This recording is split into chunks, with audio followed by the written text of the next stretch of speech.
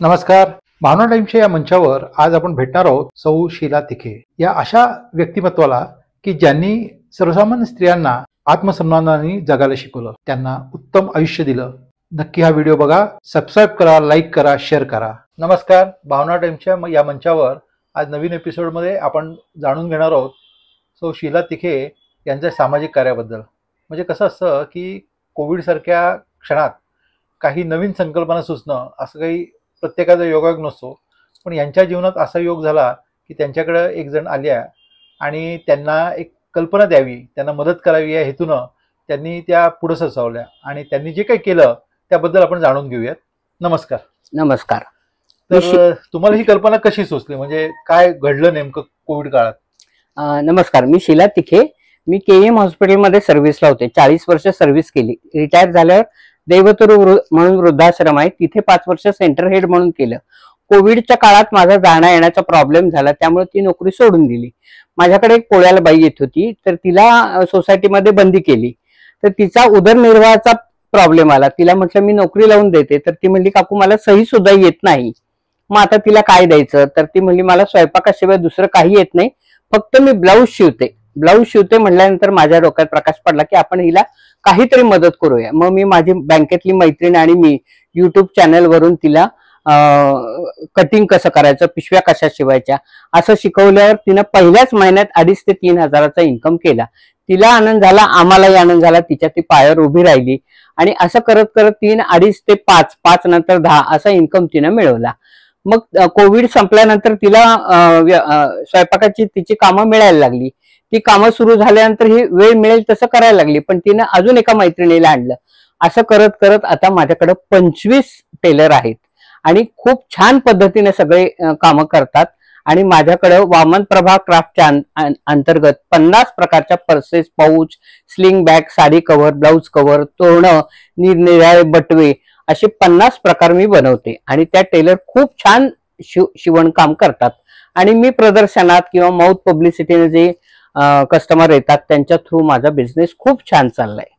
तर मुख्य म्हणजे ही कल्पना कशी सुचली, म्हणजे वामन प्रभा हे नाव ठेवा असं का वाटतं तुम्हाला? तर ती मुलगी माझ्याकडे जेव्हा शिवण हे करायला शिकायला आली तेव्हा मी म्हटलं आपण हा व्यवसाय करूया. तिला तर पैसे मिळत आहेत, पण अजून 1-2घींना मिळत आहेत. म्हणल्यानंतर माझ्या लक्षात आलं की आपण हा शिवणाचा व्यवसाय चालू करूया.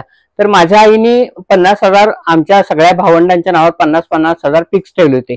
मग ते आईचे पैसे आल्यानंतर मी म्हटलं त्यांच्या नावाचंच आपण हे भांडवल जर घालतोय तर त्यांचंच नाव ठेवायचं. म्हणून वामन माझ्या वडिलांचं नाव आणि प्रभा माझ्या आईचं नाव, वामन प्रभा क्राफ्ट नावाचं हे नामकरण झालं आणि हा व्यवसाय सुरू झाला. म्हणजे ह्या ज्या बायका आहेत यांना मदत करावी किंवा ह्यांना काहीतरी व्यवसाय निमित्ताने आपण काहीतरी त्यांना आर्थिक जोखीम करून द्यावी असं का वाटतं? तर ती जेव्हा कोविडमध्ये तिच्याजवळ काम नव्हतं तेव्हा मी तिला 1,000 रुपये दिले माझ्या मैत्रिणी. पण असे आम्ही किती दिवस देणार पैसे? बरोबर. स्वतःच्या पाय, माझ्या आईचं हे फार पहिल्यापासून होतं की स्त्रीनं आपल्या पायावर उभं राहिलं पाहिजे, स्वतःचा उदरनिर्वाह करण्या इतपत इन्कम तिचं झालं पाहिजे, हे आईचं अगदी ठाम मत असायचं. त्यामुळेच मी म्हणजे पहिल्यापासून शिक्षणाचं वगैरे जे आईचं होतं, नोकरी केली पाहिजे, मुलींनी नोकरी केली पाहिजे, स्वतःच्या पायावर उभं राहिलं पाहिजे.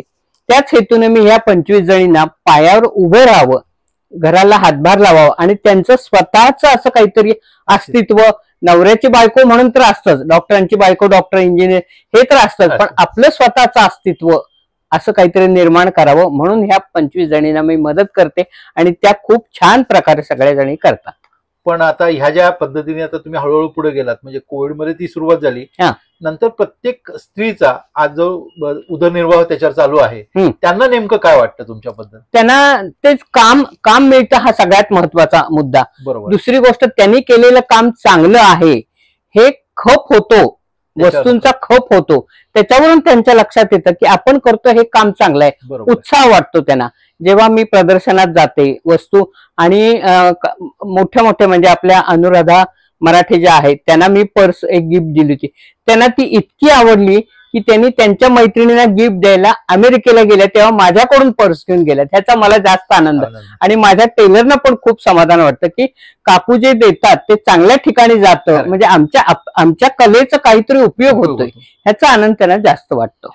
पण ही संकल्पना तसं बघायला गेलं तर लोक जनरल लाईफ जगत असतात, काय गरज आहे मग तुम्हाला असा प्रश्न कदाचित तुमच्या मैत्रिणी विचारत असतील की काय गरज आहे, सगळं व्यवस्थित असताना हो तुम्हाला हे सगळे उद्योग करायची काय गरज, तुम्हाला काय वाटतं? मला माझे मित्र मैत्रिणी तेच म्हणतात की काय ग मुलगा सांभाळत नाही का तुला म्हणून हे सगळे उद्योग करते. पण तसं नाहीये. सांभाळणं न सांभाळणं हा वेगळा भाग आहे. पण आपण आपल्या जवळ कला आहे त्याचा उपयोग नाही करायचा तर काय फायदा आहे. खरंय. ज्या टेलर आहेत त्यांच्याकडे जी कला आहे त्याचा उपयोग करून त्यांचा उदरनिर्वाह होतोय. आणि आपल्या मध्यमवर्गीयांना आपण मॉलमध्ये जातो 500 शिवाय वस्तू नाही, पण माझ्याकडे 20 रुपयापासून 500 रुपयापर्यंत वस्तू आहे. बायका हळदी कुंकाला संक्रांतीच्या वेळेला माझ्याकडे खूप ऑर्डर असतात. पाऊच, स्लिंग बॅग, सामोसे वगैरे. मध्यमवर्गीयांना परवडेल त्यांना हे वस्तू देता येईल अशा टाईपची किंमत असल्यामुळं लोक माउथ पब्लिसिटीने माझ्या घरी जास्त कस्टमर येतात. अच्छा, म्हणजे आता हा समन्वय तुम्ही कसं साधता किंवा त्या बायकांना काम हवंय आणि तुमच्याकडे काही लोक जनसंपर्क आहे, म्हणजे ही समाजसेवा झाली एक प्रकारची.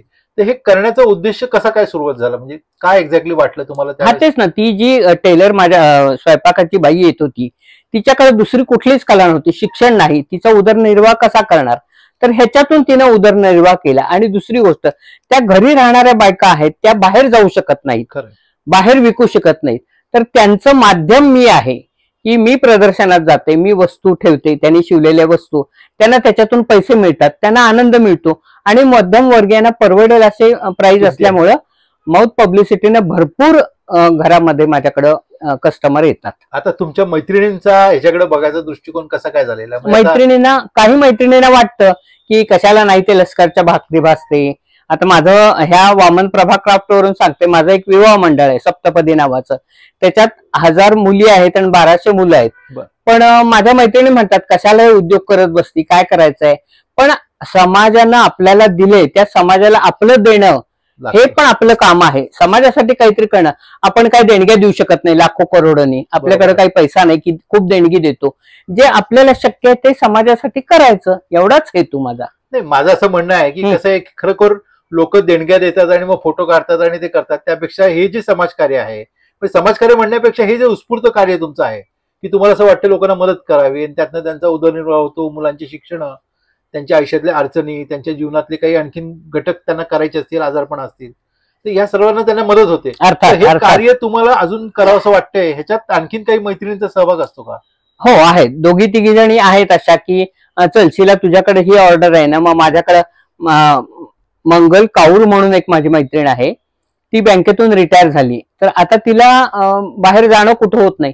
तिनं मला 40 साड्या दिल्या काठापदराच्या की याच्या स्लिंग बॅग, पर्स, पाऊच असं करून ज्यांना गरज आहे त्यांना दे. मग मी वृद्धाश्रमात जाऊन देते किंवा असं कुठं आता आदिवासी समाजाचं कुठं प्रदर्शन होतं, तिथून एक ग्रस्त माझ्याकडे आले होते की मला अशा 100 पिशव्या पाहिजेत साड्यांच्या की मला आदिवासी बायकांना द्यायच्यात, तर मी त्या फ्री देऊन टाकल्या.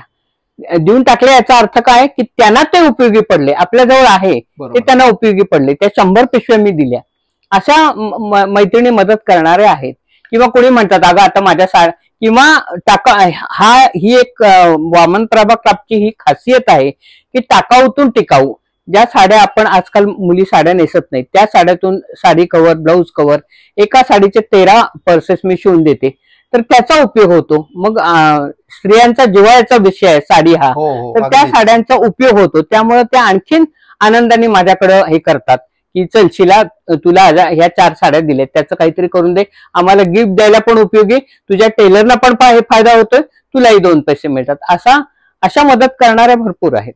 आमच्या चॅनलतर्फे मी तुम्ही आवाहन करा की काही लोक असे असतात की ज्यांच्याकडे बायकांकडे साड्या पडून आहेत. आता असं मी बऱ्याच ठिकाणी बघतो घरात की बाबा भरपूर एक 5-50 साड्या असतात, काही वर्ष वापरलेल्या नसतात, तर त्यांनी तुम्हाला ती मदत करावी. मी प्रत्येक मीटिंग मध्ये सांगत असते, कुठल्याही मीटिंगला गेले ते सांगत असते की टाकाऊतून टिकाऊ. आपण ते जे वापरत नाही ते आता काय बोवारणीला सुद्धा दिल्या तर एक वाटी नाही तर एक भांड देतात, आणि मोलकरणी आजकाल जुन्या साड्या घेतच नाहीत. राहिलेलं आपलं एखादी 2 पोळ्या राहिल्या आणि आपण जर भांडीवाली दिल्या तर ती नाही म्हणते. हा आत्ताच, पूर्वीच्या काळी तसं नव्हतं, आता ह्या काळात असं आहे. इगो जास्त हे झालेलं स्वाभिमान आहे. म्हणू आपण, हा. की बुवा प्रत्येकाला स्वाभिमान आहे, जगाचा. स्वाभिमान असतो. तर पण पूर्वीच्या काळी बायकांना काही वाटायचं नाही तसं, की भांडीवाली आली, चला काकू 4 पोळ्या राहिल्यात ना द्या, मी सकाळी खाते, म्हणजे तसं आता राहिलेलं नाही. त्यामुळे त्या साड्या द्यायच्या कोणाला, तर त्याचा टाकाऊतून टिकाऊ उपयोग करून त्यांनी अगदी आनंदाने त्याचा उपयोग करून घ्यावा. आमच्या टेलरनाही काम मिळेल, तुमचाही फायदा होईल आणि त्या वस्तूचा उपयोग होईल. टाकून देण्यापेक्षा ठेवून विरल्या जातात, त्याचा काही उपयोग नाही. काही उपयोग नाही. तर आमच्या चॅनलतर्फे मॅडमना मी शुभेच्छा देतो आणि त्यांच्या पुढील कार्यास मी अशाच पद्धतीने त्यांनी लोकांनी मदत करावी असं आवाहन करतो आणि असंच त्यांचं कार्य पुढे चालत राहू. पुढच्या एपिसोडमध्ये नक्कीच त्यांच्या इतर काही कामाबद्दल आपण जाणून घेऊया. नमस्कार, धन्यवाद. धन्यवाद. मला सुद्धा संधी दिली, थोडं मन मोकळं करायची संधी दिली. त्या टेलर पर्यंत पण जाऊ शकेल की आपण चांगलं काम करतो, त्याचं कुठंतरी नोंद झालेली आहे. धन्यवाद, खूप खूप धन्यवाद.